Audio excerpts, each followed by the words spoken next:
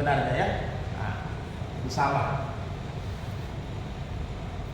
Zuhud itu sendiri, kalau kita lihat kata-kata zuhud ini, mungkin kalau pernah baca-baca literatur tentang kesufian ya. Tapi pada dasarnya zuhud ini dari kata dasar zahida ya. Kalau dalam bahasa itu zahida, kemudian yazhudu, zahadan. Jadi zahida ini apa? Sedikit, menyedikitkan, ya kan begitu. Jadi orang zuhud itu biasa, ya memang ada dua zuhud kalau pembagian Imam Al-Ghazali ya. Jadi zuhud ini menyedikitkan, artinya dia punya sesuatu, ya, tapi dia tidak merasa lalai dan dia tidak merasa tidak merasa besar. Zuhud, kemudian dia berhati-hati tetap dengan keduniaan, tapi dunia ada sama dia. Ini tingkat paling tinggi. Memang ada juga modelnya zuhud terpaksa.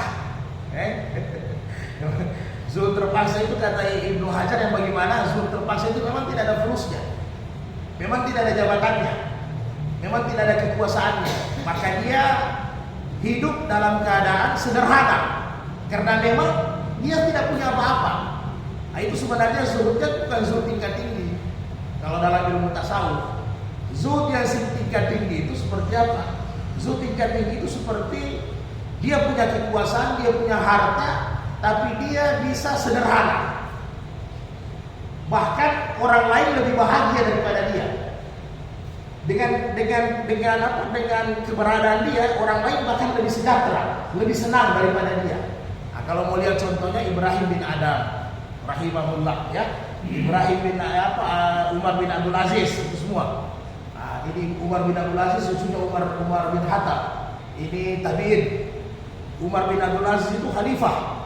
Kalau sekarang khalifah itu 2/3 dunia dia kuasai. Jadi bukan hanya satu negara kalau khalifah dulu. Jadi semua umat Islam dia kuasai, begitu khalifah kalau jabatannya. Jadi biar orang Islam di benua mana itu dia yang berkuasa. Jadi ketika itu Umar bin Abdul Aziz sudah jabat khalifah, apa yang terjadi? Kalau sudah ada tamu negara pulang, maka lampunya dimatikan. Jadi lalu mungkin sudah kita bahas ya, anaknya bilang gelap, tapi Umar bin Abdul Aziz bilang apa? Ini penerang ini milik negara, bukan milik pribadi kita. Jadi kalau tidak ada urusan negara, tidak ada urusan masyarakat, maka ini lampu harus mati. Sampai begitu zuhudnya ya. Umar bin Abdul Aziz ini punya, supaya dia fokus, walaupun dia sebelumnya pedagang, dia fokus, maka dari negara diberikan biaya hidup yang secukupnya, yang layak. Jadi kalau seandainya sekarang kita umpamanya 10 juta yang layak 1 bulan, maka dia pakai 1/3. Dia usahakan irit 1/3. Dia sampaikan sama istri dia bahwa usahakan lebih banyak manfaatnya ini untuk orang lain daripada diri kita. Sehingga ketika masuk bulan baru, maka 2/3 dikembalikan, kasih masuk dalam kas negara. Kira-kira ada yang mampu begitu? Ini zuhud. Jadi kalau zuhud yang terpaksa itu ya memang pakaiannya robek-robek, compang-camping karena dia tidak punya pakaian lain. Boleh juga lah ya. Boleh juga asal dia tetap beribadah secara syariat. Salat 5 waktu dia jaga, waktunya dia jaga, tidak ada masalah. Tapi zuhud yang paling berat yang begini, punya kekuasaan, punya harta, tapi hidup bisa sederhana. Kira-kira begitu. Itu yang sulit. Kemudian wara ini mungkin tapi kalau dalam syariat apa zuhud ini apa? Meninggalkan sesuatu yang tidak bermanfaat untuk akhirat. Kan begitu. Jadi tidak mau berlebihan. Kalau sudah ada pakaian 2, bagaimana itu zuhud yang Nabi jelaskan? Seperti Nabi. Kata Aisyah yang lalu sudah kita bahas ya. Nabi itu pakaiannya hanya ada 2, pakaian tetap yang berwarna putih. Satu dipakai untuk salat 5 waktu, satu dipakai untuk hari besar, hari Jumat dengan Idul Fitri, Idul Adha. Kalaupun pakaian Nabi itu 5-6 yang lalu sudah kita bahas, biasanya diberikan hadiah dari Raja Yaman, Raja Mesir, Raja Ethiopia, Abbasiyah, dikasih hadiah. Tapi kalau ada yang bilang ya Nabi pakaianmu bagus, Nabi kasih. Nah ini namanya zuhud. Bisa beli pakaian banyak, tapi cukup. Bahkan kata Aisyah lalu dalam hadis sahih, Nabi tidak ganti pakaian kalau dia tidak tambal dulu pakaiannya, karena saya yang tambal, kata Isa. Ini zuhud. Ya, dia mampu beli, tapi Nabi merasa kalau tidak ditambal dulu pakaian baru diganti tidak enak.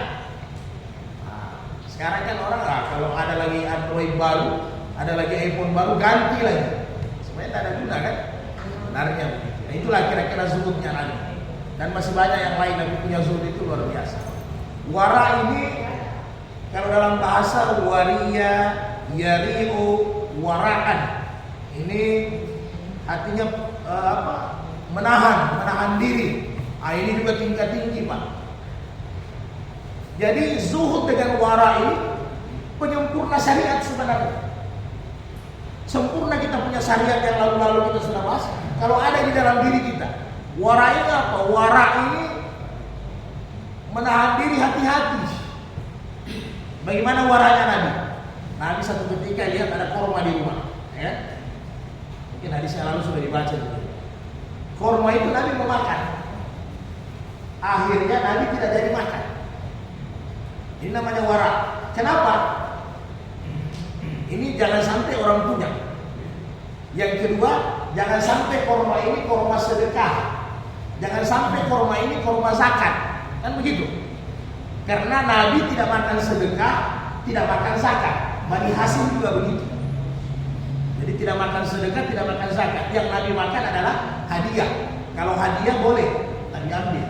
Jadi Nabi takut statusnya ini korma apa. Jadi Nabi lepas, Nabi tidak makan. Ini wara. Ya?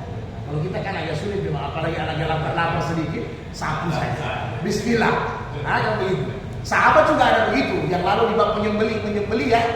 Ya Rasul, bagaimana seandainya kami bertamu, kami tidak tahu ini makanan disembeli dengan nama Allah atau tidak? Kan begitu. Karena Nabi bertanya, Nabi kasih solusi. Sebelum makan bacalah bismillah, maka itu sembelihannya, itu saja. Tapi kalau orang-orang tidak mau, Pak. Kalau tingkat orang warak, kadang dia beli ayam sendiri, dia sembeli sendiri baru dia makan. Dia pastikan. Apalagi kalau di dunia nyata kan kita lihat sekarang. Kadang itu ayam bertumpuk di mobil trek, banyak mati itu, Pak. Ya? Kalau mata kepala saya sendiri, kalau di jalan sementara perjalanan luar kota kan banyak yang mati. Nah, jadi orang tingkat warak sampai begitu. Nanti disembeli atau orang yang terpercaya baru dia makan. Seperti Nabi tadi, itu tingkat warak, tidak gampang. Ya? Nah, jadi kira-kira demikian. Kemudian ada juga warak secara syariat. Misalnya apa? Nabi bilang, kalau minumanmu, makananmu tutup. Kalau kamu tinggalkan. Tempat airmu tutup. Kalau kamu tinggalkan lama, embernya dibalik. Jangan isi air. Kan begitu. Jangan sampai siapa yang datang nanti itu air sudah penyakit. Itu warak kesehatan. Jadi minuman ditutup, makanan ditutup. Karena memang ada manfaatnya dari sisi kesehatan. Ya. Auzubillahi minasyaitonirrajim. Bismillahirrahmanirrahim.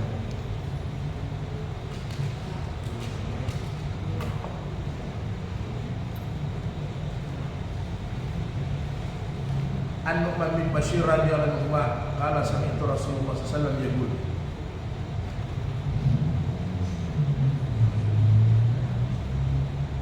innal halala bayyanu wal haram bayyanu wa bainahuma mutasabihat. Jadi kata Rasulullah, yang halal itu jelas. Kemudian yang haram itu jelas. Jadi yang halal jelas, yang haram itu juga jelas.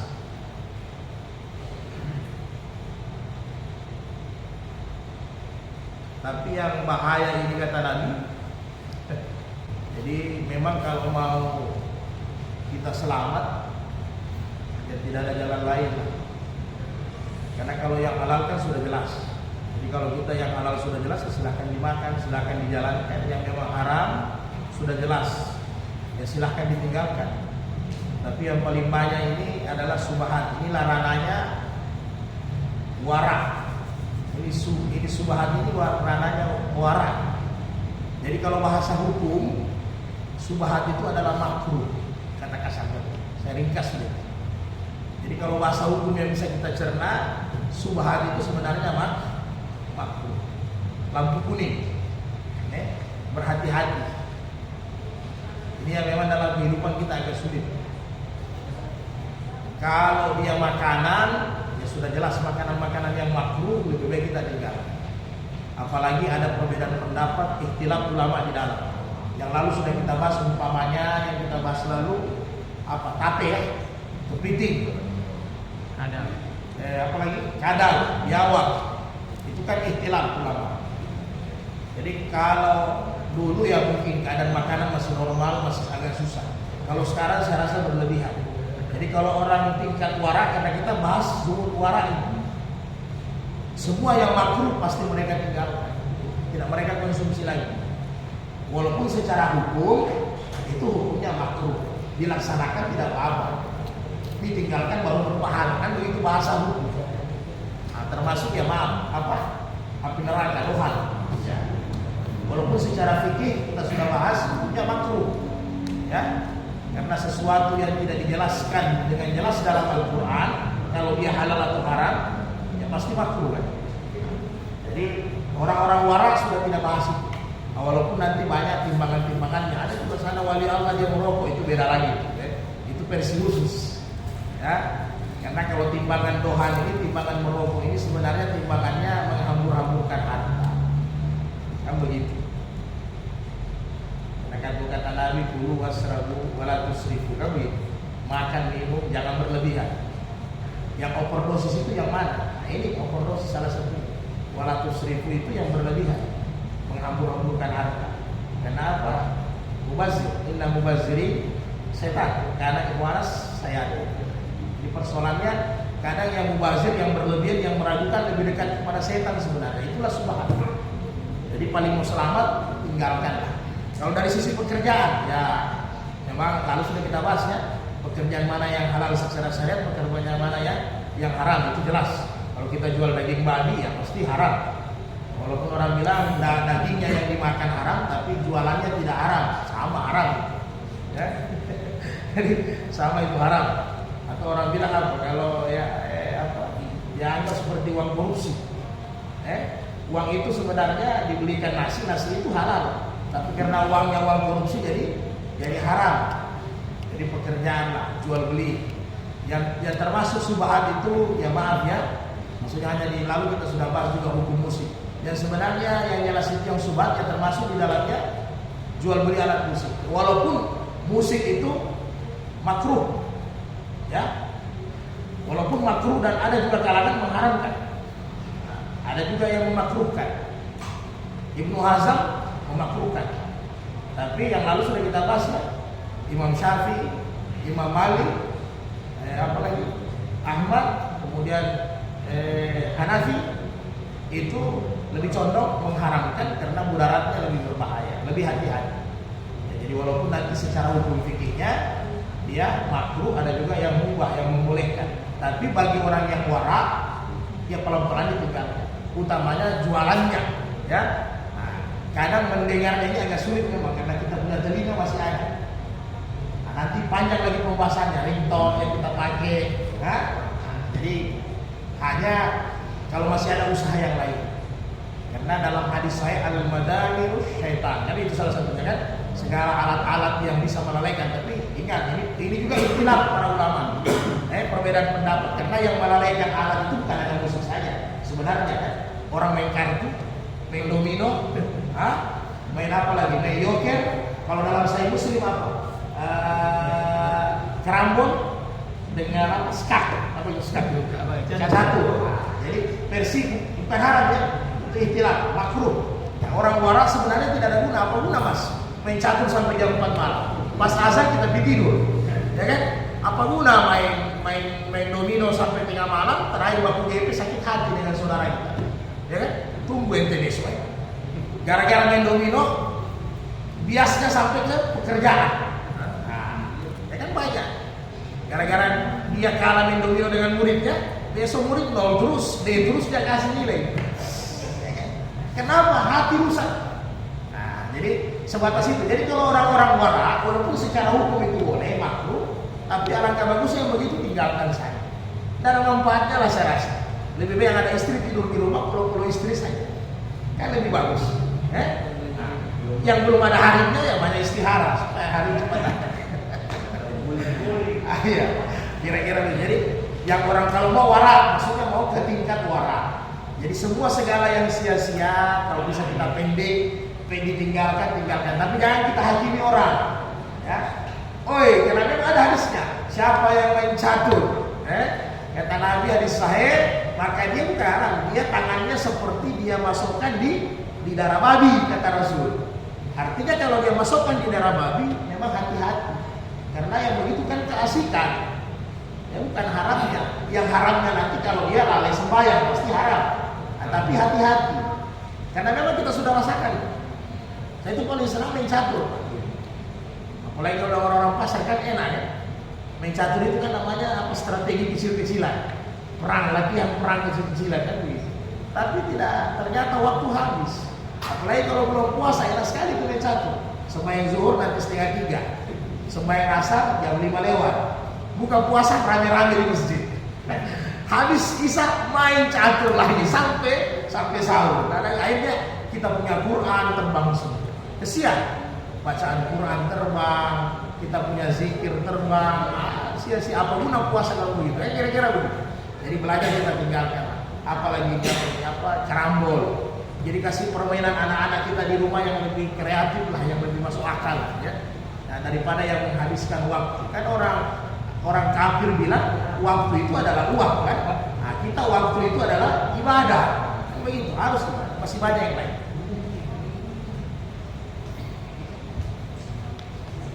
Karena kata Nabi ini bahwa segala yang subhat itu cenderung kita akan jatuh nanti ke sana. Yang begitu kan? Jadi artinya memang kita belum masuk lubang. Kalau kita lewat di kebun kopi, kita lihat itu jurang. Nah, begitulah subhat. Sebenarnya kata Nabi, subhat itu kita lihat jurang, kita tidak masuk jurang. Tapi biasanya kalau sudah di ujung jurang, itu bisa-bisa kita jatuh di jurang. Maka lebih bagus jangan lihat itu jurang. Nah, jangan bermain di situlah. Paling aman.